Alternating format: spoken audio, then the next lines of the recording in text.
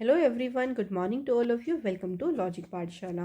आज की इस वीडियो में हम कवर करेंगे 26 जनवरी 2023 के इम्पॉर्टेंट करंट अफेयर्स के क्वेश्चंस। फ्रेंड्स, ये डेली करंट अफेयर्स की वीडियो आपके हर एक एग्जाम के लिए काफ़ी ज़्यादा यूज़फुल है और इस वीडियो का जो PDF है वो आप लोगों को टेलीग्राम ग्रुप पर मिल जाएगा, जिसका लिंक दिया गया है डिस्क्रिप्शन बॉक्स में। तो चलिए फिर इस इम्पॉर्टेंट सेशन को शुरू करते हैं मोटिवेशन कोट से। If you are not willing to work for it, don't complain about not having it। देखिए, अगर आप किसी भी चीज़ को अगर आप चाहती हैं, अगर आप उस पर वर्क ही नहीं करोगे तो कंप्लेन भी मत करो कि वो चीज़ आपको मिली नहीं। कि आप सपना तो आपने देखा लेकिन आप उसमें मेहनत नहीं करना चाह रहे, फिर आप ये कंप्लेन भी कर रही हैं कि अरे ये तो मेरी लाइफ में मुझे मिला ही नहीं। सो आपको अगर अपने ड्रीम्स को फुलफ़िल करना है तो उसके लिए मेहनत आपको करनी है, डेडिकेशन के साथ आपको आगे बढ़ना होगा, तभी आप उसको कंप्लीट कर पाएंगे और लाइफ में सक्सेस को हासिल कर पाएंगे। सो फ्रेंड्स, आज है 26 जनवरी। सभी को हैप्पी रिपब्लिक डे, गणतंत्र दिवस की बहुत बहुत शुभकामनाएं पूरी लॉजिक पाठशाला की टीम की तरफ से। सो इसी पर मैं आपके लिए कुछ लाइन, आप सभी के लिए देखिए कुछ लाइन अर्ज करना चाहूँगी अपने देश के लिए। विश्व में गूंज रही भारत के गौरव की कहानी, गर्व है हमें हमारी पहचान पर कि हम सब हैं हिंदुस्तानी। सो फ्रेंड्स, इसी जोश के साथ चलिए फिर आज की इस क्लास को शुरू करती हैं। सबसे पहले 26 जनवरी से रिलेटेड कुछ इंपॉर्टेंट पॉइंट्स को हम लोग आज डिस्कस कर लेते हैं। देखिए, 26 जनवरी को रिपब्लिक डे मनाया जाता है क्योंकि इस दिन जो हमारा कॉन्स्टिट्यूशन था वो लागू हुआ था 1950 में, तो उसी को कमोमरेट करता है ये दिन। लेकिन यहाँ एक और पॉइंट ध्यान रखने वाली बात ये है कि जो हमारा कॉन्स्टिट्यूशन था उसको अडॉप्ट कब किया गया था, कॉन्स्टिट्यूंट असेंबली के द्वारा। कि दो अलग अलग पॉइंट हैं। अगर पूछा जाए कि कब अडॉप्ट यानी अपनाया गया था तो आपका आंसर होगा 26 नवंबर 1949 को। और संविधान लागू कब हुआ था, 26 जनवरी 1950 को। इस बार रिपब्लिक डे कौन सा सेलिब्रेट हो रहा है, तो इस बार रिपब्लिक डे की एनिवर्सरी हो रही है 74th। और एक और इम्पॉर्टेंट पॉइंट, इस बार रिपब्लिक डे के सेलिब्रेशन में चीफ गेस्ट कौन है, इजिप्ट के प्रेसिडेंट अब्देल फतह अल सीसी। तो ये कुछ कुछ इम्पॉर्टेंट पॉइंट्स थे जो कि हमने डिस्कस कर लिए। लेकिन आप चिंता ना करें, इस पर एक अलग से वीडियो है जो कि आपको आज ही प्रोवाइड की जाएगी। तो उसमें जितने भी रिपब्लिक डे से रिलेटेड इंपॉर्टेंट क्वेश्चंस आपके हो सकते हैं उस वीडियो में आपको मिल जाएंगे। आप लोग ज़रूर देखें, रिपब्लिक डे स्पेशल वीडियो है, तो प्लीज़ ज़रूर देखिए। अब शुरू करते हैं क्वेश्चन नंबर फर्स्ट से। तो पहला क्वेश्चन है, the Indian air force will conduct which exercise in north east India. तो इंडियन एयरफोर्स ने पूर्वोत्तर भारत में कौन सा अभ्यास आयोजित करेगी, इंडियन एयरफोर्स आयोजित करेगी प्रलय। अभ्यास का नाम क्या है, प्रलय। और कहाँ पर इसको आयोजित किया जाएगा, पूर्वोत्तर भारत यानी नॉर्थ ईस्ट इंडिया में। इस एक्सरसाइज में इंक्लूड होंगे वैरायटी ऑफ प्लेटफॉर्म जैसे कि C-130J super Hercules aircraft, Chinook heavy lift और अपाचे अटैक हेलीकॉप्टर्स। तो अलग अलग चीज़ें जो हैं वो इस जो ये एक्सरसाइज है ना इसमें शामिल किया जाएगा। तो सिंपली ध्यान रखिएगा, एक्सरसाइज का नाम प्रलय, कौन कंडक्ट करेगा, इंडियन एयरफोर्स, ये भी ध्यान रखना है आपको, कहाँ पर, नॉर्थ ईस्ट इंडिया में। अब रिसेंट कुछ और एक्सरसाइज की बात करेंगे जिससे हमारा रिवीजन भी हो सके। तो देखिए, हरिमऊ शक्ति जो एक्सरसाइज है ये इंडिया मलेशिया के बीच में हुई, कहाँ पे, पुलेकलांग मलेशिया में। अल नज़ा फोर्थ जो एक्सरसाइज है ये इंडिया ओमान के बीच में हुई है, 4th एडिशन, कहाँ पे कंडक्ट की गई, राजस्थान में। उसके बाद है एक्स विनबैक्स एक्सरसाइज जो कि हुई इंडिया और वियतनाम के बीच में, कहाँ पर, हरियाणा के चंडी मंदिर में। इंडिया और बांग्लादेश की नेवी के बीच में एक्सरसाइज हुई बोंगो सागर, जो कि कंडक्ट कराएगी पोर्ट मोंगला बांग्लादेश में। तो एक्सरसाइज से तो देखिए डेफिनेटली आपको 1 से 2 क्वेश्चन मिलेगा ही मिलेगा एग्जाम में, तो इसको बिल्कुल भी ना छोड़ें। नेक्स्ट क्वेश्चन पे बढ़ते हैं, the first meeting of the youth 20 group will be held in which city from 6 to 8 February 2023। तो 6 से 8 फरवरी को देखिए जो यूथ 20 ग्रुप की पहली मीटिंग होगी किस शहर में होगी, तो ये मीटिंग जो होगी वो गुवाहाटी शहर में की जाएगी। इस मीटिंग में फोकस किया जाएगा 5 थीम के ऊपर, फ्यूचर वर्क के ऊपर काम करेगा, जैसे कि कौन कौन सी थीम, जैसे climate change and disaster risk reduction, इसके अलावा peace building and reconciliation, democracy and youth in health, wellbeing and sport. तो ये 5 जो विषय हैं, 5 जो थीम है, इनके ऊपर पूरी की पूरी फोकस की जाएगा इस मीटिंग में। अगर हम G20 की बात करें, रिसेंट इसकी इंडिया के पास देखिए 1 साल के लिए G20 की प्रेसिडेंसी है। तो जो मीटिंग होने वाली है उनके अगर बारे में बात करें तो U20 ग्रुप वाली जो पहली मीटिंग होगी देखिए गुवाहाटी में होगी। देन G20 की जो एनवायरनमेंट वाली मीटिंग है वो पहली मीटिंग होगी बेंगलुरु शहर में। बिजनेस 20 इंसेप्शन मीटिंग ये आपकी गांधीनगर में हो गई है, 22 से 24 जनवरी को हुई थी। थिंक 20 मीटिंग भी हो गई है भोपाल में, 16 से 17 जनवरी। सेक्रेटरीट फॉर साइंस 20 जो मीटिंग है IISc बेंगलुरु। पहली G20 मीटिंग जो होने वाली है ये 31 जनवरी को होने वाली है, कौन से कहाँ पे, पुदुचेरी में। तो G20 से आपको एग्जाम में देखिए 100% मार्क कर लीजिए, क्वेश्चन मिलेगा ही मिलेगा। अगला क्वेश्चन है, the 4th international trade fair of millets and organic products has been organized in which city. बाजरा और जैविक उत्पादों का जो चौथा अंतर्राष्ट्रीय व्यापार मेला है किस शहर में आयोजित किया गया। तो ये मेले का आयोजन किया गया बेंगलुरु शहर में। ये जो ट्रेड फेयर है एक प्लेटफॉर्म है फार्मर्स के लिए, फार्मर ग्रुप्स के लिए, या डोमेस्टिक इंटरनेशनल कंपनीज के लिए, सेंट्रल एंड स्टेट इंस्टीट्यूशंस के लिए ऑर्गेनिक और मिलेट सेक्टर में।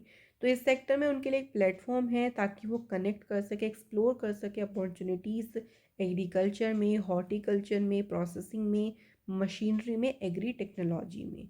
तो इन सभी में वो जो अपॉर्चुनिटी हैं, अवसर हैं, उनको तलाश सकें, उनसे कनेक्ट कर सकें, उसके लिए उनको एक प्लेटफॉर्म दिया गया है जिसको बोला है इंटरनेशनल ट्रेड फेयर।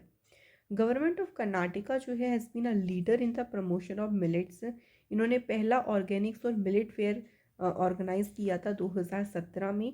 उसके बाद दूसरा तीसरा एडिशन हुआ था 2018 और 2019 में बेंगलुरु में, और अब चौथा एडिशन भी कहाँ पे हुआ है, बेंगलुरु में ही। India is leading among countries to celebrate 2023। तो याद रखेंगे 2023 को ऐसा इंटरनेशनल ईयर ऑफ मिलेट्स के रूप में भी सेलिब्रेट किया जा रहा है। अगला क्वेश्चन है, who among the following union minister has inaugurated a day long national SC/ST hub conclave in Mumbai. निम्नलिखित में से किस केंद्रीय मंत्री ने मुंबई में एक दिवसीय राष्ट्रीय SC/ST हब कॉन्क्लेव का उद्घाटन किया। तो इस कॉन्क्लेव का उद्घाटन किया है MSME मिनिस्टर नारायण राणे जी ने इसे इनॉग्रेट किया। फ्रेंड्स, अगर हम यहाँ से रिवीजन की बात करें तो जितेंद्र सिंह से अगर हम कुछ रिवाइज करें इंपॉर्टेंट क्वेश्चंस, हाल ही में इन्होंने जियो स्पेशियल हैकाथॉन को जो है वो लॉन्च किया। इसके अलावा जितेंद्र सिंह ने इनॉग्रेट किया था प्रशासन गांव की ओर जो कैंपेन है उसे इनके द्वारा ही इनॉग्रेट किया गया। जितेंद्र सिंह ने भद्रवाह में इंडिया का पहला लेवेंडर फेस्टिवल जो है वो इसे इनॉग्रेट किया। बात करें फ्रेंड्स अगर पीयूष गोयल से रिलेटेड कुछ इंपॉर्टेंट न्यूज़ की, तो अभी हाल ही में इन्होंने एक प्लेटफॉर्म लॉन्च किया था जिसको नाम दिया था मार्क प्लेटफॉर्म। इसकी फुल फॉर्म है mentorship advisory assistant resilience and growth. इसके अलावा पीयूष गोयल जी ने बेल्जियम में जो है वो मैंगो फेस्टिवल को इनॉग्रेट किया। तो चलिए अब इस बढ़ते हैं इम्पॉर्टेंट इस क्वेश्चंस के कुछ इम्पॉर्टेंट पहलुओं पर। तो यहाँ पे बात हुई थी कि नारायण राणे ने मुंबई में इस SC/ST हब कॉन्क्लेव जो है इसका उद्घाटन किया है। इसका उद्देश्य क्या है देखिए, तो नेशनल SC/ST हब और MSME मिनिस्ट्री की जो भी अदर स्कीम्स है ना उनके बारे में अवेयरनेस स्प्रेड करना, ताकि लोगों को जो स्कीम्स है उनके बारे में पता चल सके, यही इसका मेन पर्पस है। नेक्स्ट क्वेश्चन है हमारा, the American India foundation has inaugurated India's first stem innovation and learning centre in which city. तो अमेरिकन इंडिया फाउंडेशन ने किस शहर में भारत के पहले stem innovation and learning centre का उद्घाटन किया है। तो इसका उद्घाटन किया गया है फ्रेंड्स चेन्नई में। ये जो सेंटर है ये स्टूडेंट्स को इंट्रोड्यूस करेगा to a trans disciplinary learning approach through robotics, AI, space technology and the STEM incubation work station. तो इसके माध्यम से जो है एक ट्रांस डिसिप्लिनरी जो लर्निंग अप्रोच है उससे इंट्रोड्यूस करवाएगा स्टूडेंट्स को। तमिलनाडु की कैपिटल चेन्नई है। चीफ मिनिस्टर हैं फ्रेंड्स MK स्टालिन और तमिलनाडु में गवर्नर है RN रवि। तमिलनाडु से अगर हम बात करते हैं इंपॉर्टेंट न्यूज़ की, तो अभी यहाँ के चीफ मिनिस्टर MK स्टालिन ने कलिंगडा in all villages integrated agriculture development programme को लॉन्च किया। तमिलनाडु की सरकार ने सरकारी जो स्कूल्स हैं उनमें प्राइमरी स्टूडेंट्स के लिए ब्रेकफास्ट स्कीम को शुरू किया। ये तमिलनाडु की सरकार के द्वारा किया गया। यहाँ पे मीनंतम मंजपई जो स्कीम है उसे शुरू किया गया। तमिलनाडु की सरकार ने तमिल थाई वाज्यथु इसे अपना स्टेट सॉन्ग डिक्लेयर किया। इंडिया की जो पहली स्ट्रीट एनिमल्स के लिए जो एम्बुलेंस है वो शुरू की गई फ्रेंड्स, कहाँ पे? तमिलनाडु में। तो ये हमारे कुछ इंपॉर्टेंट न्यूज़ है तमिलनाडु स्टेट से। चलिए नेक्स्ट क्वेश्चन की तरफ बढ़ते हैं। Where did the ministry of youth affairs and sports organize its first mission Olympic cell meeting outside Delhi? Delhi के बाहर इन्होंने पहली, देखिए, मिशन ओलंपिक सेल की जो बैठक है कहाँ पर आयोजित की गई? तो इस बैठक को आयोजित किया गया फ्रेंड्स भुवनेश्वर उड़ीसा में।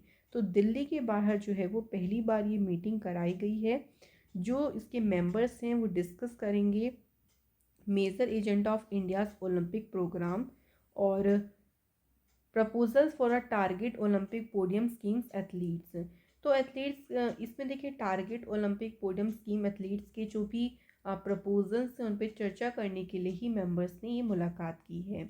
अगर हम यहाँ पे टारगेट ओलंपिक पोडियम स्कीम की बात करते हैं, इसको 2014 में शुरू किया गया था। इसका उद्देश्य ये था कि आइडेंटिफाई करना, प्रिपेयर करना जो भी ओलंपिक पैरालंपिक गेम्स के लिए जो मेडल प्रॉस्पेक्ट्स हो सकती हैं उनको आइडेंटिफाई करना और उसके लिए उन जो है वो प्रिपेयर करना इसका मेन पर्पस रहा है।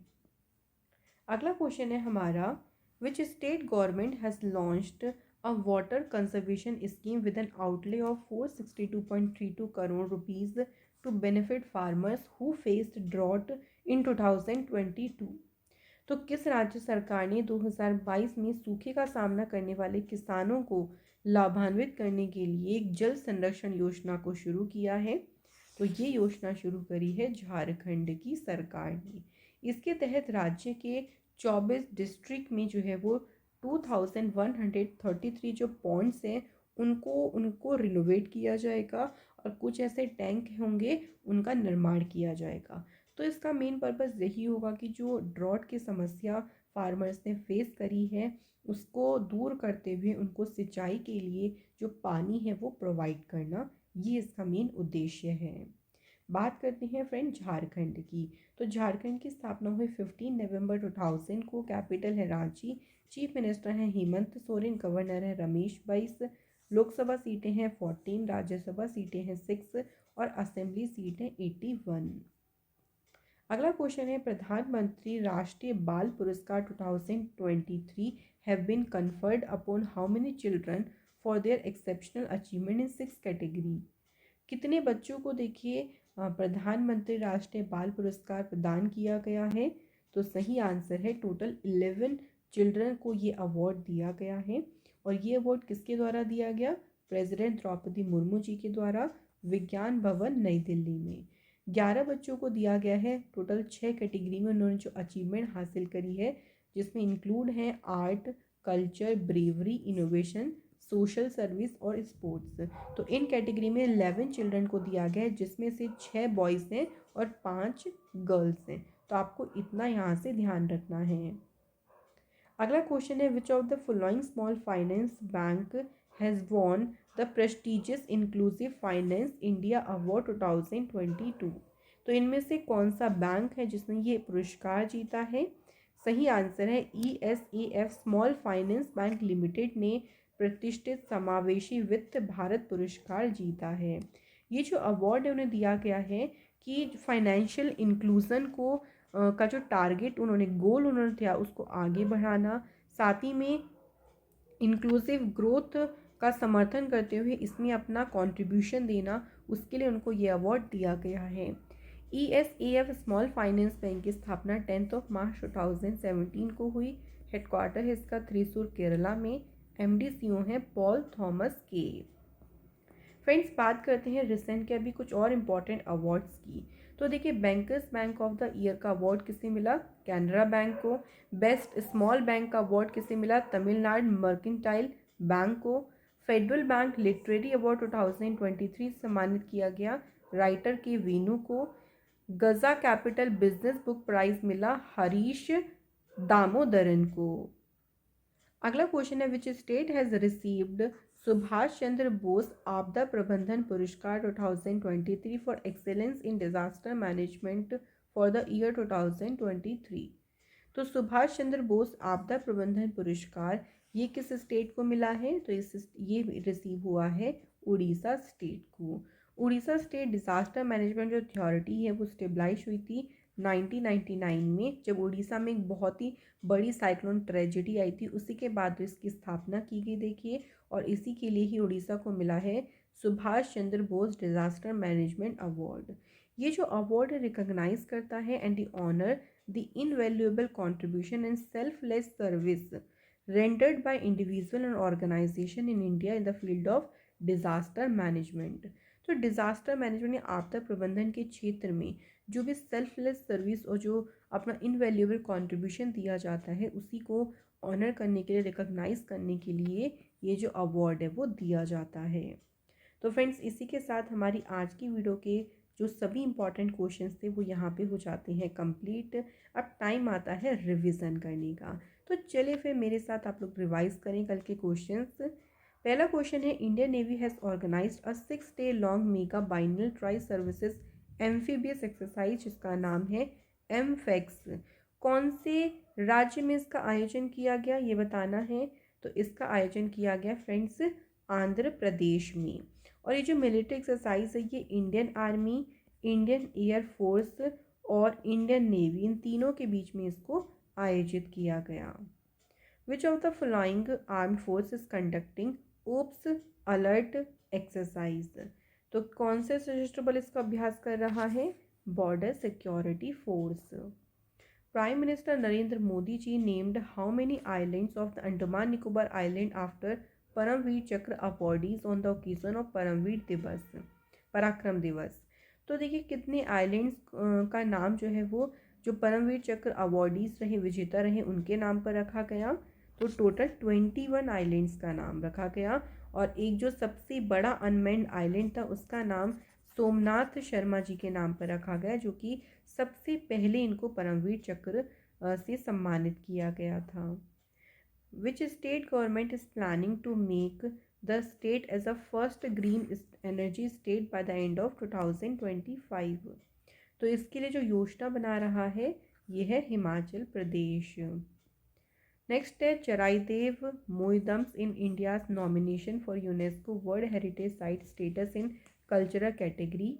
तो ये साइट बताना है कौन सी स्टेट में है। तो ये साइट लोकेटेड है असम में। नेक्स्ट है, directorate general of civil aviation के नए चीफ कौन अपॉइंट हुए हैं?